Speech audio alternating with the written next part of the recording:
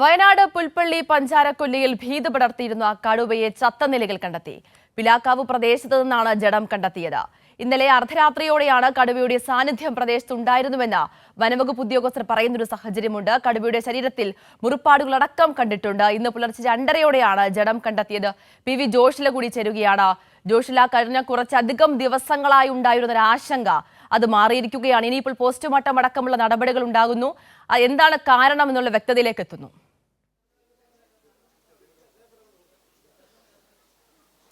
തീർച്ചയായും ആതിര, ഇത്രയും ദിവസങ്ങളിൽ ആളുകളെ ആകെ ആശങ്കയിലാഴ്ത്തിയ നരഭോജി കടുവ അതിനെ ചത്ത നിലയിൽ കണ്ടെത്തിയിരിക്കുന്നു. ഇന്ന് പുലർച്ചെ ഏകദേശം 2:30യോടുകൂടിയാണ് പിലാക്കാവ് മേഖലയിലാണ് ദൗത്യസംഘം കടുവയെ ചത്ത നിലയിൽ കണ്ടെത്തിയിരിക്കുന്നത്.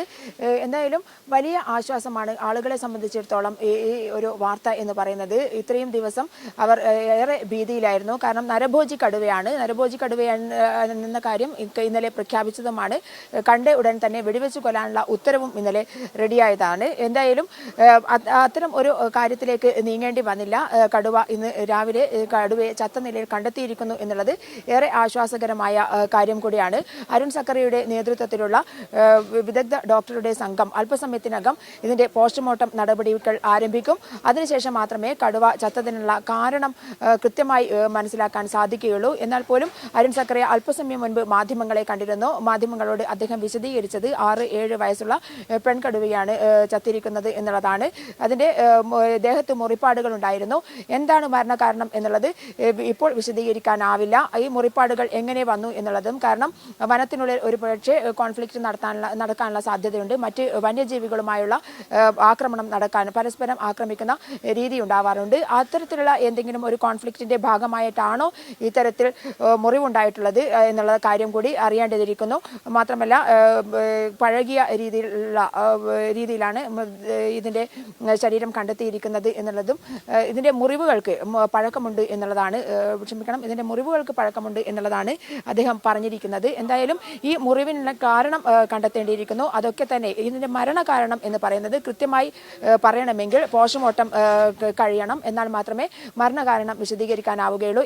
എന്തായാലും തുടരുക. ഇപ്പോൾ വനമന്ത്രി AK ശശീന്ദ്രന്റെ പ്രതികരണം കൂടി നമുക്ക് ലഭിച്ചിട്ടുണ്ട്. നാട്ടുകാർ കടുവയുടെ സാന്നിധ്യമുണ്ടെന്ന് പറഞ്ഞ പ്രദേശങ്ങൾ കേന്ദ്രീകരിച്ച് പ്രത്യേക പരിശോധന തുടരുമെന്നൊരു കാര്യം കൂടി മന്ത്രി നേരത്തെ സൂചിപ്പിക്കുകയുണ്ടായി.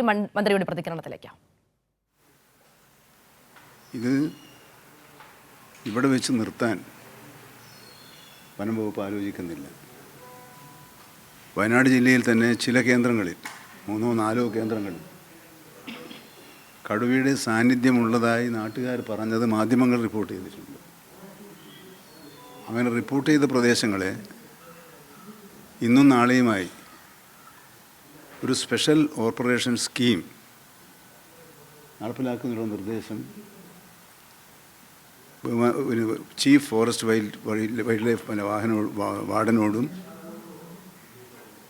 ജില്ലാ കളക്ടറോടും നിർദ്ദേശിക്കുകയും അതിനുവെച്ച ക്രമീകരണങ്ങൾ ഉടനെ നടത്തണമെന്ന് ആവശ്യപ്പെടുകയും ചെയ്തിട്ടുണ്ട്. നേരത്തെ ഉണ്ടായിരുന്ന ചിത്രം മനസ്സിൽ വെച്ചാണ് ഇപ്പോഴും വനവകുപ്പിലെ ഉദ്യോഗസ്ഥന്മാരെ ജനങ്ങൾ കാണുന്നത്. പക്ഷെ നിങ്ങൾ സാക്ഷികളാണ്. അവിടെ രാപ്പകലില്ലാതെ അവരുടെ ജീവൻ പോലും പണയപ്പെടും എന്ന് കരുതിയ സന്ദർഭം ഉണ്ടായാൽ അതുണ്ടായിട്ട് പോലും ധീരതയോടുകൂടിയാണ് അവർ പ്രവർത്തിച്ചുകൊണ്ടിരിക്കുന്നത്. ജനങ്ങൾക്ക് രക്ഷയുണ്ടാകുന്നൊരു പ്രക്രിയ അവിടെ നടന്നു എന്നതിലുള്ള സന്തുഷ്ടിയാണ് നമ്മൾ രേഖപ്പെടുത്തേണ്ടത്. കൊന്നു എന്നതിലുള്ള സന്തോഷമല്ല. അവരിപ്പോൾ ഈ കടുവേൻ്റെ പ്രശ്നം ഉന്നയിച്ചാലല്ലോ അവരെ മറിച്ച്. പക്ഷെ അവർ ശ്രമിക്കേണ്ടത് കേന്ദ്ര നിയമത്തിൽ മാറ്റം വരുത്തണമെന്ന് ആവശ്യപ്പെട്ടുകൊണ്ട് കേരള നിയമസഭ പാസ്സാക്കിയ പ്രമേയം, ആ പ്രമേയത്തിലെ ആവശ്യങ്ങൾ നടപ്പിലാക്കണം എന്നൊരു ഡിമാൻഡ് കൂടി ആ ജാഥയിൽ ഉണ്ടായിരുന്നെങ്കിൽ അത് കർഷക താല്പര്യം സംരക്ഷിക്കാനുള്ളൊരു ജാഥയാണ് നമുക്ക് ഒരു കാഴ്ചപ്പാടിൽ ഒരു നിഗമനത്തിലെത്താൻ കഴിയുമായിരുന്നു. മറ്റേതിപ്പോൾ ഒരു രാഷ്ട്രീയ പാർട്ടിയാണ്, രാഷ്ട്രീയ മുന്നണിയാണ്, രാഷ്ട്രീയ പ്രവർത്തനം നടത്തും, അതിൻ്റെ ഭാഗമായി പ്രചരണ ജാഥകൾ നടത്തും, ക്യാമ്പയിനുകൾ നടത്തും. അതൊക്കെ നമ്മളതിനെപ്പറ്റി ഒരു അഭിപ്രായം പറയേണ്ടതില്ല. ശരി, പി വി ജോഷില ഒരിക്കൽ കൂടി ചേരുകയാണ്. ജോഷില, ഒരു തുടക്കം മുതൽ തന്നെ വനംവകുപ്പ് കൃത്യമായിട്ടുള്ളൊരു നീക്കമാണ് നടത്തിയിട്ടുണ്ടായിരുന്നത്. അതിപ്പം വനമന്ത്രി സൂചിപ്പിക്കുന്ന ഒരു ഘട്ടം കൂടിയുണ്ട്. കാരണം അടുത്ത് വരുന്ന 2 ദിവസങ്ങളിൽ കൂടി ഇത്തരത്തിൽ പ്രദേശങ്ങൾ കേന്ദ്രീകരിച്ച് പ്രത്യേക പരിശോധന തുടരുമെന്നൊരു കാര്യമാണ് മന്ത്രി പറയുന്നത്. കാരണം പ്രദേശവാസികളുടെ സമീപത്ത് ഇത്തരത്തിലൊരു കടുവയുടെ സാന്നിധ്യമുണ്ട് എന്നൊരു സംശയം അവർ മുന്നോട്ട് വെക്കുന്ന ഒരു ഘട്ടം കൂടിയുണ്ട്.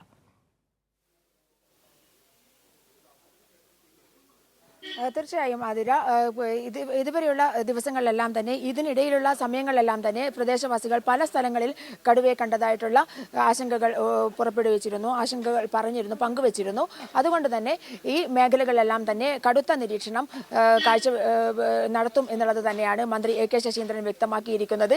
ജനങ്ങളുടെ ഒരാശങ്ക, അതിന് ഒരു തരത്തിലും ആ ആശങ്ക നിലനിർത്തുന്ന ഒരു സാഹചര്യം ഉണ്ടാവില്ല. ആശങ്കയൊക്കെ തന്നെ മാറ്റുന്ന സാഹചര്യം ഉണ്ടാകും. ഇതിന്റെ പല ഭാഗങ്ങളിൽ പലതവണ ആളുകൾ കടുവയുടെ സാന്നിധ്യം ഉണ്ട് എന്നുള്ള രീതിയിൽ ആശങ്ക പങ്കുവച്ചിരുന്നു. അതൊക്കെ തന്നെ ദൂരീകരിക്കും. സേനയെ ഇവിടുത്തെ ഒക്കെ തന്നെ വിന്യസിക്കും, കൃത്യമായ തിരച്ചിൽ നടത്തും, ആശങ്ക അകറ്റും എന്നുള്ള കാര്യം തന്നെയാണ് വനം മന്ത്രി നേരത്തെ പങ്കുവച്ചത്.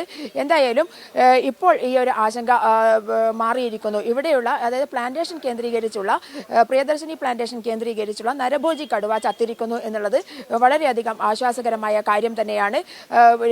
ഒരാളെ കൊല്ലുകയും മറ്റൊരാളെ ആക്രമിക്കുകയും ചെയ്ത കടുവയാണ്. അതുകൊണ്ട് തന്നെ നരഭോജി എന്നുള്ള ഒരു ലിസ്റ്റിലേക്ക് അതിനെ ഉൾപ്പെടുത്താൻ സാധിച്ചു എന്നുള്ളതാണ്.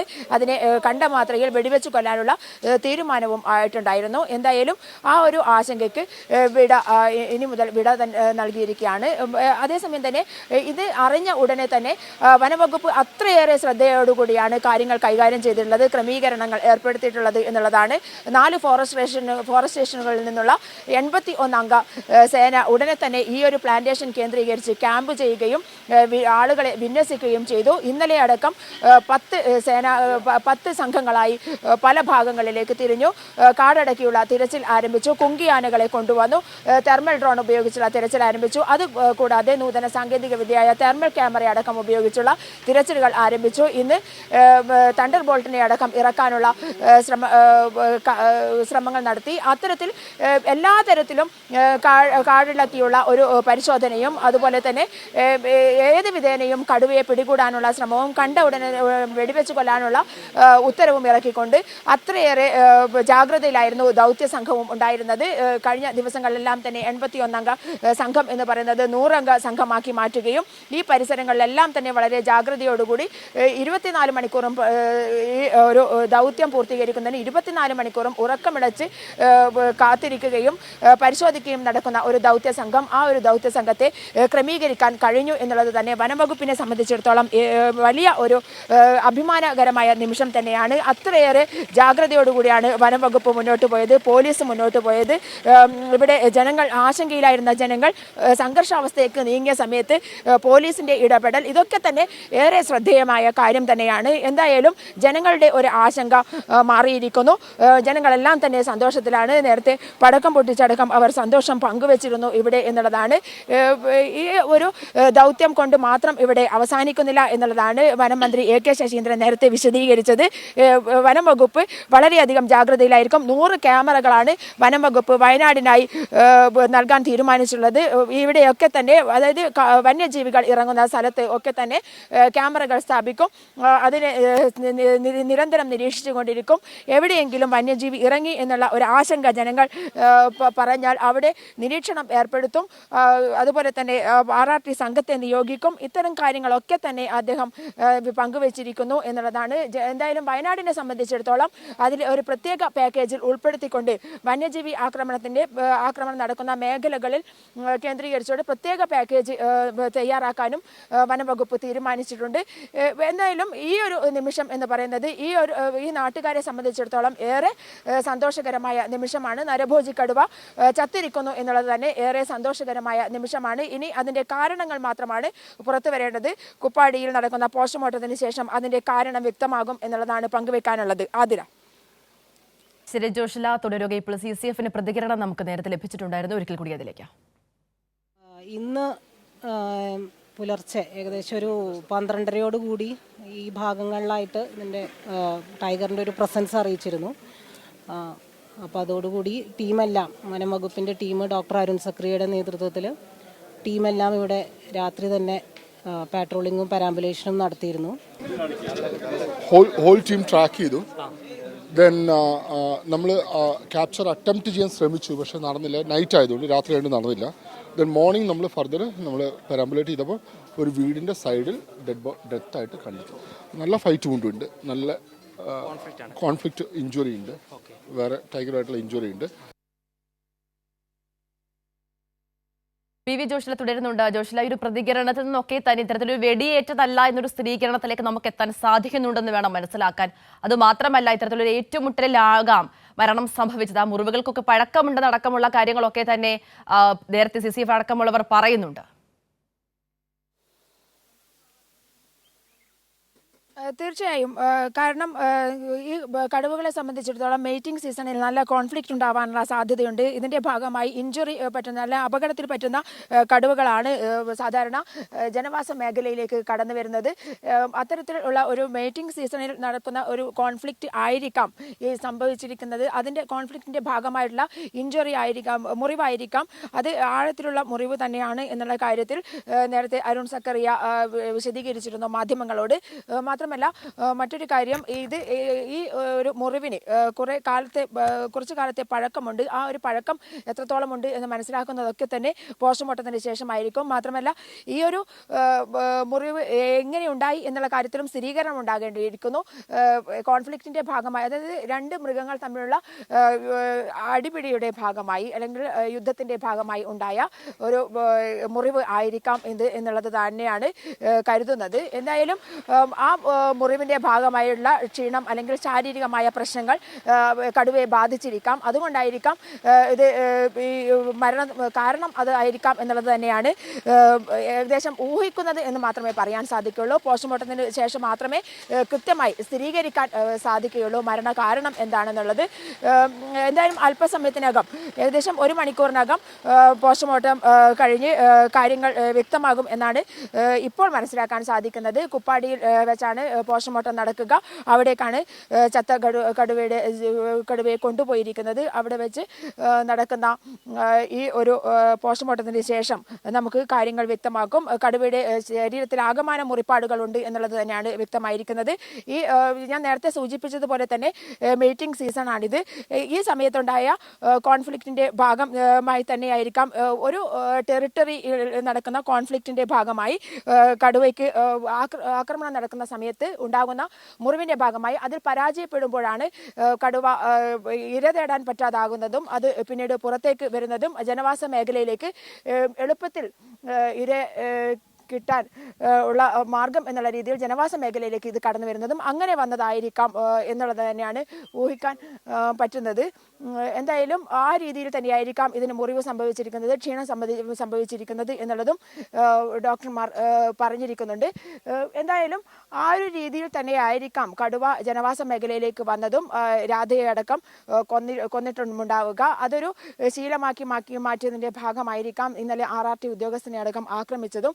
അത്തരത്തിൽ നേരത്തെ ഉണ്ടായ കോൺഫ്ലിക്റ്റിന്റെ ഭാഗമായി ഉണ്ടായ മുറിവിന്റെ ഭാഗമായി തന്നെയായിരിക്കാം ഒരുപക്ഷെ ഈ മരണം സംഭവിച്ചിട്ടുള്ളതും. കടുവ ചത്തതിന് കാരണമായി ഈ മുറിവ് തന്നെയായിരിക്കാം മാറിയിട്ടുണ്ടാകുക എന്നുള്ളതും അരുൺ സക്കറിയ നേരത്തെ വിശദീകരിച്ചിട്ടുണ്ട്. കാരണം മുറിവിന് കാലപ്പഴക്കമുണ്ട് എന്നുള്ളതാണ്. കുറച്ച് ദിവസങ്ങളായി കടുവ ജനവാസ മേഖലയിലേക്ക് ഇറങ്ങിയിട്ടുള്ളത് എന്ന് നമുക്ക് അറിയാവുന്നതാണ്. എന്തായാലും പോസ്റ്റ്മോർട്ടത്തിന് ശേഷം നമുക്ക് ഇതിന്റെ കാരണങ്ങൾ അറിയാൻ സാധിക്കും. ജോഷില, അതോടൊപ്പം തന്നെ ഇത്തരത്തിലൊരു വാർത്ത പുറത്തേക്ക് വരുമ്പോൾ ജനങ്ങളുടെ തന്നെ വലിയൊരു ആശങ്കയാണ് മാറുന്നത്. അപ്പോൾ അവരുടെയൊക്കെ പ്രതികരണം ലഭിച്ചിട്ടുണ്ടോ? അവർ വലിയൊരു ഭീതി തന്നെയാണ് ഒഴിയുന്നത്. തീർച്ചയായും ആതിര, ജനങ്ങളൊക്കെ തന്നെ ആശങ്കയൊഴിഞ്ഞ് വളരെ സന്തോഷത്തിലാണ്. കാരണം ഈ നരഭോജി കടുവ ചത്തിരിക്കുന്നു എന്നുള്ള വാർത്ത അവരെ സംബന്ധിച്ചിടത്തോളം വളരെ ആഹ്ലാദകരവും ആശ്വാസകരവുമായ വാർത്ത തന്നെയാണ്. അവർ ഇത്രയും കാലം ഭീതിയിലായിരുന്നു. ഇത് ജനവാസ മേഖലയിൽ ആരെ എപ്പോൾ കൊല്ലും എന്നുള്ള കാര്യത്തിൽ അവർ ഭീതിയിൽ തന്നെയായിരുന്നു. കാരണം കുട്ടികൾക്ക് പരീക്ഷയ്ക്കൊക്കെ പോകേണ്ടതാണ്. അവർ തന്നെ തൊഴിലിന് പോകാതെ ഇരുന്നിട്ട് ദിവസങ്ങളായി. അതൊക്കെ തന്നെ അവരുടെ ജീവിതത്തെ ബാധിക്കുന്നതാണ്. മാത്രമല്ല, എന്നും ഒരു ആശങ്ക മനസ്സിൽ കൊണ്ടു നടക്കേണ്ട അല്ലെങ്കിൽ പേടി മനസ്സിൽ കൊണ്ടു നടക്കേണ്ട നിരീക്ഷിക്കേണ്ട അവസ്ഥയിലാണുള്ളത്. എന്തായാലും ഞാൻ മറ്റൊരു കാര്യം കൂടി സൂചിപ്പിക്കുകയാണ്. വനപാലകർ അല്ലെങ്കിൽ വനത്തിലെ ഉദ്യോഗസ്ഥർ വീണ്ടും ഈ ഒരു ദൗത്യം അവസാനിപ്പിക്കുകയല്ല, വീണ്ടും നിരീക്ഷണത്തിനായി ഇറങ്ങുന്ന ഒരു ഘട്ടമാണ് നമുക്ക് കാണാൻ സാധിക്കും. അവർ വീണ്ടും കടുവയുണ്ട് എന്ന് പേടിക്കുന്ന ജനങ്ങൾ അറിയിച്ച സ്ഥലങ്ങളിലേക്ക് കടുവയുണ്ടോ എന്ന് നിരീക്ഷിക്കാനായി ഇറങ്ങുകയാണ്. വീണ്ടും ദൗത്യത്തിലേക്ക് തന്നെ ഇറങ്ങുകയാണ്. നരഭോജി കടുവ ചത്തിരിക്കുന്നു, എന്നാൽ പോലും വനപാലകർ അവരുടെ ദൗത്യം തുടരുകയാണ് എന്നുള്ള ഒരു സന്തോഷകരമായ വാർത്ത കൂടി പങ്കുവെക്കുകയാണ്.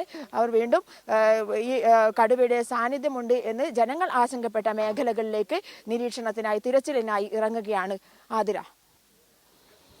ശരി, ജോഷിലെയാണ് വിവരങ്ങൾ നൽകിക്കൊണ്ടിരിക്കുന്നത്. എന്തായാലും വയനാട് പുൽപ്പള്ളി പഞ്ചാരക്കൊല്ലിയിൽ ഭീതി പടർത്തിയിരുന്ന കടുവയെ ചത്ത നിലയിൽ കണ്ടെത്തിയിരിക്കുകയാണ്. പിലാക്കാവ് പ്രദേശത്ത് നിന്നാണ് ഇത്തരത്തിൽ കടുവയുടെ ജഡം അത് കണ്ടെത്തിയത്. ഇന്നലെ അർദ്ധരാത്രിയോടെ അടക്കം കടുവയുടെ സാന്നിധ്യം പ്രദേശത്ത് ഉണ്ടായിരുന്നുവെന്നാണ് വനംവകുപ്പ് ഉദ്യോഗസ്ഥർ നേരത്തെ സൂചിപ്പിക്കുകയുണ്ടായത്. എന്തായാലും കടുവയുടെ ശരീരത്തിൽ മുറിപ്പാടുകളുണ്ട്.